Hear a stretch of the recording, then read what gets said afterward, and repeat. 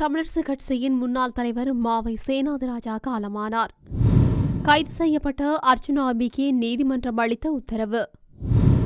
யோசித்தவிடமிருந்து 5 துப்பாக்கிகள் மீட்பு. மஹிந்த மீது ட்ரோன் தாக்குதலா? சிக்குவாரார் ரணில் விசாரணையை ஆரம்பித்தது சிஐடி. ரத்து செய்யப்படும் சவேந்திர சில்வா வகித்து வந்த பதவி. மன்னார் துப்பாக்கிச்சூடு, சந்தேக நபர்களை விளக்கமறியலில் வைக்க உத்தரவு. கலைப்பீடாதிபதியாக தொடரவுள்ள பேராசிரியர் ரகுராம். யாழ்ப்பாண மக்களுக்கு விடுக்கப்பட்டுள்ள எச்சரிக்கை. விவசாயிகளுக்கு அரசிடமிருந்து சென்ற அறிவிப்பு.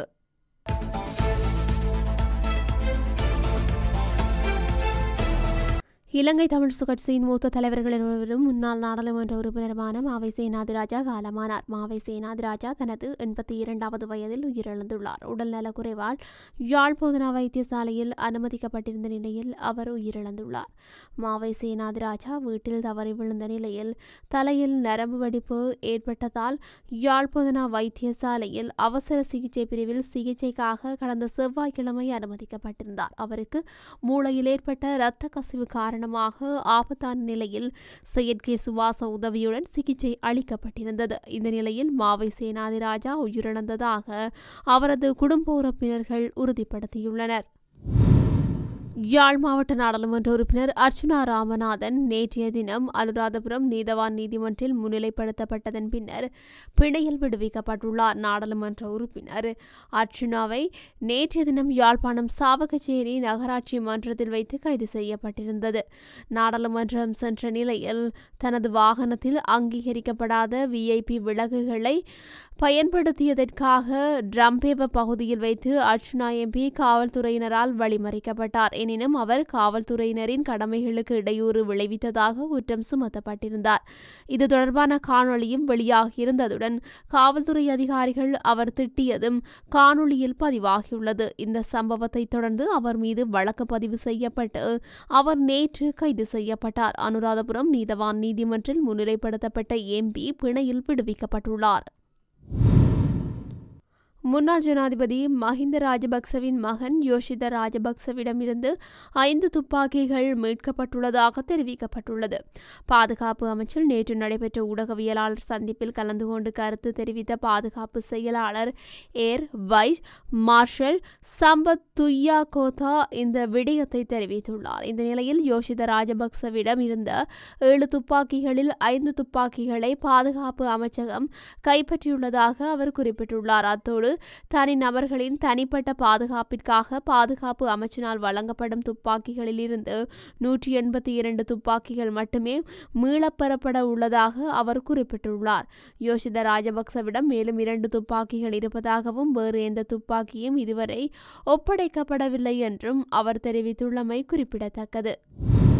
முன்னாள் ஜனாதிபதி மஹிந்த ராஜபக்சவுக்கு ட்ரோன் தாக்குதல் அபாயம் குறித்து புலனாய்வு அமைப்புகள் எந்த எச்சரிக்கையும் விடுக்கவில்லை என்று பாதுகாப்பு அமைச்சின் செயலாளர் ஓய்வு பெற்ற ஏர் வைஸ் சம்பத் துய்யகோந்தா தெரிவித்துள்ளார். செய்தியாளர் சந்திப்பொன்றில் நேற்றைய தினம் கலந்து கொண்டு கருத்து தெரிவிக்கும் போதே அவர் இதனை குறிப்பிட்டுள்ளார். இந்த நிலையில் அண்மை காலமாக மஹிந்த ராஜபக்சவிற்கு ட்ரோன் தாக்குதல் அச்சுறுத்தல் உள்ளதாகவும் அந்த சூழ்நிலையில் அவரின் பாதுகாப்பு குறைக்கப்பட்டுள்ளதாக அரசாங்கம் மீது குற்றச்சாட்டுகளை முன்வைக்கப்பட்டிருந்தன. அத்தோடு புலனாய்வு அறிக்கைகளின் உண்மைகளை மறைத்து ராணுவ பாதுகாப்பை நீக்கி முன்னாள் ஜனாதிபதி மஹிந்தவின் பாதுகாப்பிற்கு அரசாங்கம் முற்றாக ஆபத்தை விளைவிப்பதாகவும் மஹிந்தவின் சட்டத்தரணி மனோஜ் கமகேயும் தெரிவித்துள்ளார். இவ்வாறானதொரு பின்னணியில் நேற்றைய தினம் முன்னாள் ஜனாதிபதி மஹிந்த ராஜபக்சவுக்கு ட்ரோன் தாக்குதல் அபாயம் குறித்து புலனாய்வு அமைப்புகள் எந்த எச்சரிக்கையும் விடுக்கவில்லை என பாதுகாப்பு அமைச்சின் செயலாளர் சம்பத் துய்யகோந்தா உறுதிப்படுத்தியுள்ளமை குறிப்பிடத்தக்கது. முன்னாள் ஜனாதிபதி ரணில் விக்ரமசிங்கவின் கையொப்பம் கொண்டதாக கூறப்படும் கடிதம் பாதுகாப்பு நிறுவனங்களுக்கு அனுப்பப்பட்டது குறித்த விசாரணை தொடங்கப்பட்டுள்ளதாக குற்றப்புலனாய்வு திணைக்களம் கொழும்பு கோட்டை நீதிமன்றுக்கு அறிவித்துள்ளது. தென் மாகாணத்தில் செயல்படும் கடத்தல்காரர் ஒருவர் சட்டவிரோத நடவடிக்கைகளை தொடர அனுமதிக்கும் சிறப்பு உத்தரவு அந்த கடிதத்தில் இருப்பதாக கூறப்படுகின்றது. குறித்த கடிதமானது முன்னாள் காவல்துறை மாதிபர் சி.டி. விக்ரமரத்ன அப்போதைய பாதுகாப்பு செயலாளர் மற்றும் ஜனாதிபதி செயலாளர் ஆகியோருக்கு அனுப்பப்பட்டதாக கூறப்படுகின்றது. இந்த நிலையில் கடிதம் உண்மையானதா அல்லது போலியானதா என்று குற்றப்புலனாய்வு திணைக்களத்தினர் விசாரணை செய்து வருவதாக தெரிவிக்கப்பட்டுள்ளது.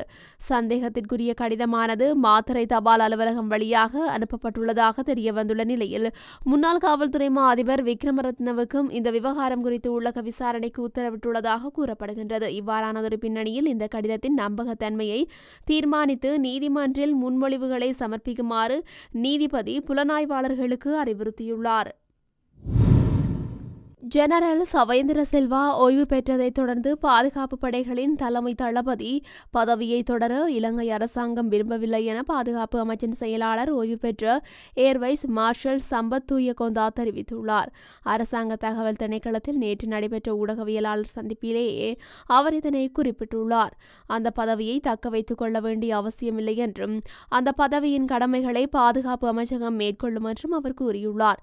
தேவைப்பட்டால் மட்டுமே மீண்டும் பதவியை நடைமுறைப்படுத்த நடவடிக்கை எடுக்கப்படும் என்று செயலாளர் சம்பத் தூயகொந்தா மேலும் குறிப்பிட்டுள்ளார். மன்னார் நீதிமன்றத்திற்கு முன்னர் கடந்த 16ஆம் தேதி இடம்பெற்ற துப்பாக்கிச் சூட்டு சம்பவத்துடன் தொடர்புடையதாக கைது செய்யப்பட்ட 5 சந்தேக நபர்களையும் எதிர்வரும் 10ஆம் தேதி வரை விளக்கமறியலில் வைக்குமாறு உத்தரவிடப்பட்டுள்ளது. குறித்த உத்தரவை மன்னார் நீதவான் நேற்றைய தினம் வழங்கியிருக்கின்றார். அத்துடன் நேற்று கைது செய்யப்பட்ட மேலும் ஒரு சந்தேக நபரை இன்றைய தினம் போலீஸ் தடுப்பு காவலில் தடுத்து வைத்து விசாரிக்க நீதிமன்றம் அனுமதி வழங்கியிருக்கின்றது. மேலும் நேற்றைய தினம் புதன்கிழமை மன்னார் நீதிமன்றத்தின் மூடிய அறைக்குள் தனித்தனியாக அடையாள ஆள் அணிவகுப்பு இடம்பெற்றது. இந்த நிலையில் ஏற்கனவே கைது செய்யப்பட்ட 5 சந்தேக நபர்களையும் எதிர்வரும் 10ஆம் தேதி வரை விளக்கமறியலில் வைக்க மன்னார் நீதிமன்றம் உத்தரவிட்டுள்ளது. மன்னார் நீதிமன்றத்தில் கடந்த 16ஆம் தேதி வழக்கு விசாரணை ஒன்றிற்காக வருகை தந்தவர்களை இலக்கு வைத்து மேற்கொள்ளப்பட்ட துப்பாக்கிச் சூட்டு சம்பவத்தில் 2 உயிரிழந்ததோடு பெண் ஒருவர் உள்ளடங்கலாக 2 படுகாயமடைந்தனர். இந்த நிலையில் மன்னார் மாவட்ட சிரேஷ்ட போலீஸ் அத்தியட்சகரின் பணிப்புரைக்கு அமைவாக விசேட போலீஸ் குழுக்கள் நியமிக்கப்பட்டு முன்னெடுக்கப்பட்டு வந்த தேடுதல் நடவடிக்கையின் போது பிரதான சந்தேக நபர்கள் உள்ளடங்கலாக 5 பேரை மன்னார் போலீசார் கைது செய்தனர். அவர்களில் இராணுவத்துடன் தொடர்புடைய 3 பேர் அடங்குகின்றனர். குறித்த 5 பேரும் விளக்கமறியலில் வைக்கப்பட்ட நிலையில் நேற்றைய தினம் புதன்கிழமை மீண்டும் மன்னார் நீதிமன்றில் விசாரணைக்கு அழைத்து வரப்பட்டனர். இதன்போது விசாரணைகளை மேற்கொண்ட நீதவான் குறித்த 5 சந்தேக நபர்களையும் விளக்கமறியலில் வைக்க உத்தரவிட்டுள்ளார். பேராசிரியர் எஸ். ரகுராம் யாழ் பல்கலைக்கழக கலைப்பீடாதிபதியாக தொடரவுள்ளார். அவருடைய பதவி விலகல் கடிதத்தை உபவேந்தர் எஸ். ஸ்ரீஸ்கந்தராஜா ஏற்காத நிலையில் பல்கலைக்கழக பேரவையின் தீர்மானத்துக்கு அமைவாக கலைப்பீடாதிபதியாக அவர் தொடரவுள்ளார். பல்கலைக்கழக பேரவை நேற்றைய தினம் புதன்கிழமை பிற்பகல் கூடிய போதே குறித்த தீர்மானம் மேற்கொள்ளப்பட்டது. இதன்படி இடைநிறுத்தப்பட்ட சில மாணவர்கள் தொடர்பாக ஏற்கனவே பேரவையினால் எடுக்கப்பட்ட தீர்மானம் இன்றைய கூட்டத்தில் மீள்பரிசீலனைக்கு உட்படுத்தப்பட்டது.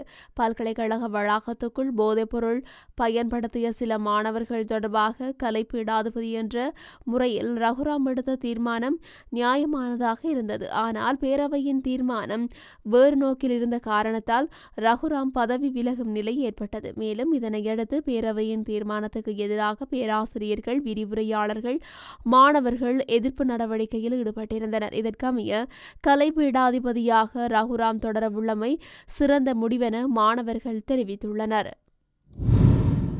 யாழ்ப்பாணம் உட்பட கொழும்பு மற்றும் திருகோணமலை போன்ற பகுதிகளில் காற்றின் தரம் அதிக அளவில் மோசமடைந்து காணப்படுவதாக தேசிய கட்டட ஆராய்ச்சி நிறுவனம் தெரிவித்துள்ளது. இந்தியாவிலிருந்து வரும் மாசு நிறைந்த வழியினால் இந்த நிலைமை ஏற்பட்டுள்ளதாக தேசிய கட்டட ஆராய்ச்சி நிறுவனத்தின் பணிப்பாளர் சரத் பிரேமசிறி தெரிவித்துள்ளார். இந்த நிலையில் அசுத்தமான காற்றை சுவாசிப்பதனால் சுவாச ரீதியான நோய்கள் ஏற்பட அதிக வாய்ப்புள்ளதாக தெரிவிக்கப்படுகின்றது. இதன் காரணமாக சுவாச நோய்களினால் பாதிக்கப்பட்டுள்ளவர்கள் மற்றும் பொதுமக்கள் மிகவும் அவதானமாக செயல்பட வேண்டும் என தேசிய கட்டட ஆராய்ச்சி நிறுவனத்தின் பணிப்பாளர் அறிவுறுத்தியுள்ளார். விவசாயிகள் குறைந்தபட்ச உத்தரவாத விலையில் ஓரளவு நெல்லை அரசுக்கு வழங்குமாறு கேட்டுக்கொள்கின்றோம். இது விவசாயிகளின் கடமை என விவசாய மற்றும் கால்நடை பிரதி அமைச்சர் நாமல் கருணாரத்ன விவசாயிகளுக்கு அறிவித்துள்ளார். இது தொடர்பாக ஊடகவியலாளர்களிடம் அவர் தெரிவிக்கையில், நெல் சேமிப்பு கிடங்குகள் தற்போது நெல்லை கொள்வனவு செய்ய தயாராக உள்ளன. விவசாயிகளை அரசுக்கு நெல்லை விற்பனை செய்யுமாறு வற்புறுத்த மாட்டோம். எனினும் குறைந்தபட்ச உத்தரவாத விலையில் ஒரு தொகை நெல்லை அரசாங்கத்திற்கு வழங்குமாறு கேட்டுக்கொள்கின்றோம். இன்னும் சில நாட்களில் குறைந்தபட்ச உத்தரவாத விலை அறிவிக்கப்பட்டு நெல் கொள்முதல் செய்யும் பணியை அரசு விரைவில் தொடங்கும் என்றார். அரசு கொள்முதல் செய்யும் நெல்லை குறைந்த விலைக்கு விற்காமல் கட்டுப்பாட்டு விலையை விட குறைந்த விலையில் மக்களுக்கு அரிசி வழங்க பயன்படுத்துவோம் என அவர் மேலும் தெரிவித்துள்ளார்.